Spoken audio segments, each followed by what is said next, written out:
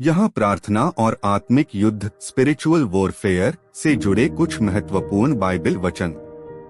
ये वचन हमें सिखाते हैं कि कैसे हम प्रार्थना और परमेश्वर के वचन के द्वारा आत्मिक लड़ाई में विजयी हो सकते हैं। पहली बात, इफिसियों 6 अध्याय 11 वचन। परमेश्वर के सारे हथियार बांध लो कि तुम शैतान की युक्तियों के सामना कर सको।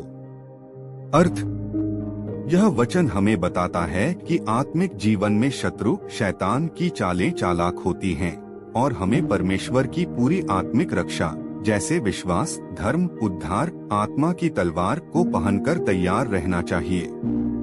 दूसरी बात, इफिसियों 6 अध्याय 12 वचन।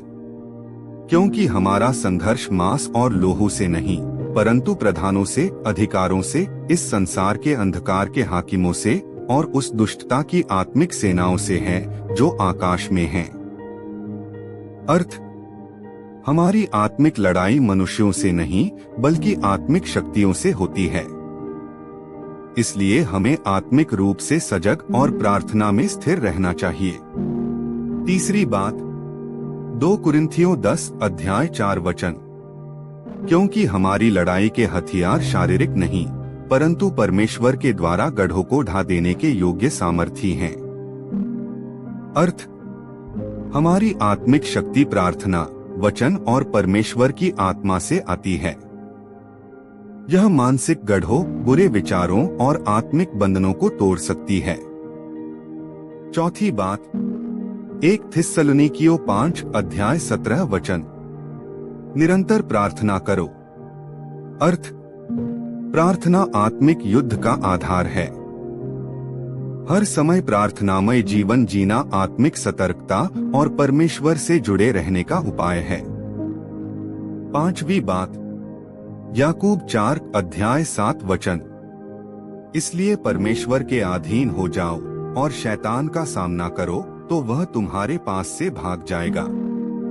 अर्थ, प्रभु की आज्ञा में जीना और प्रार्थना में दृढ़ रहना शैतान के विरुद्ध सबसे बड़ा अस्त्र है। जब हम समर्पित होते हैं तब हमें आत्मिक विजय मिलती है। छठवीं बात, रोमियो 12 अध्याय 12 वचन। आशा में आनंदित रहो, क्लेश में स्थिर रहो, प्रार्थना में नित्य लगे रहो। अर्थ, आत्मिक युद्ध के समय में कठिनाई आए तो हिम्मत न हारें बल्कि आशा में प्रसन्न रहें और लगातार प्रार्थना करते रहें। सातवीं बात, मत्ती 26 अध्याय 41 वचन। जागते और प्रार्थना करते रहो कि तुम परीक्षा में न पड़ो, आत्मा तो तैयार है पर शरीर दुर्बल है।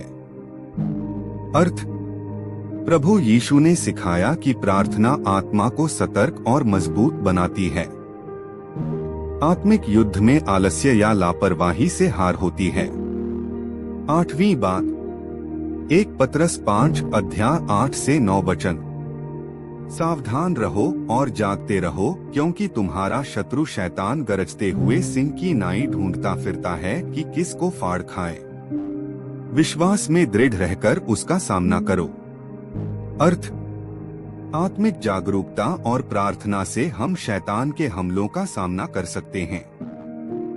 विश्वास हमें स्थिर बनाता है। आप लोगों को इस वचन सुनने पर परमेश्वर आशीष दे। सुनने के बाद दूसरों तक जरूर शेयर करें और चैनल को अभी तक सब्सक्राइब नहीं किया तो सब्सक्राइब करें।